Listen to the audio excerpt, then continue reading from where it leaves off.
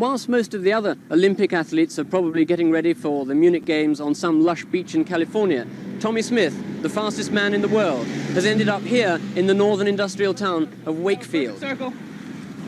Bring it around, bring it all the way around. Ready? Begin. 1, 2, 3. 1, 2, 3. Bring them up like you're shaking a hand with your fellow man right here.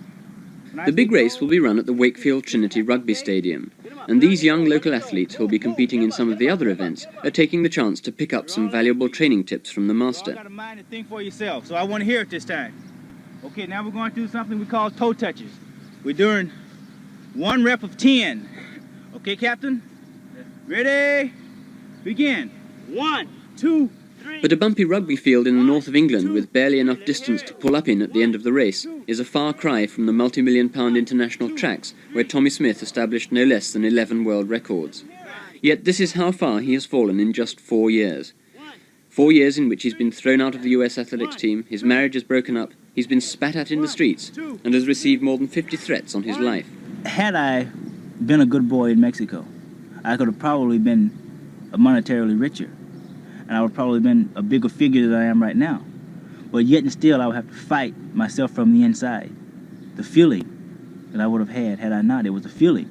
And I'm looked down upon by probably most Americans because of my feelings I conveyed those feelings in Mexico City.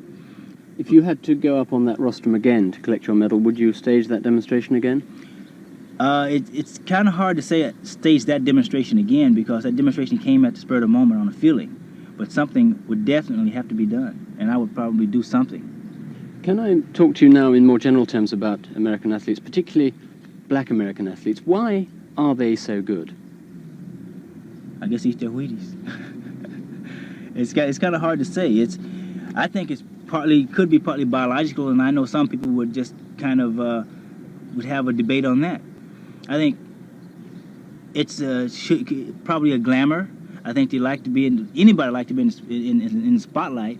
And I think the black athlete, since usually he has never had really anything to be proud of. Black is bad. Anything he does is bad. His schools are bad. His speaking is bad. Everything about him is bad. There's one thing good about him: his body, athletically. I think he has grown to know that the body could be a springboard to success. I think he works doubly as hard as he would in anything else. Because in athletics, especially track and field, you have the individual. It's the individual against individual. It's work against work. It's brain against brain. And nobody can say you're no good. The only person who can say that is a clock. Can amateur athletes make a lot of money in America? Yes, I believe they can. By a promoter, not by prize, as far as going to the store getting them a trophy or something, but by the money that it takes to buy the trophy, or the money that it takes to buy the award. Instead of buying an award, just give them a lump sum of money. So would you say that it really is, in the true sense, an amateur sport anymore? Not really, no, I would not. By word of mouth, yes, amateur is very easy to say. It's much more easy to say than professional, and it causes less trouble. But you reckon that a lot of amateur athletes are pretty well off in America? I wouldn't say well off, as far as the time they put in for training. But I say I only think it's right for them to get money for what they've bodily done or doing.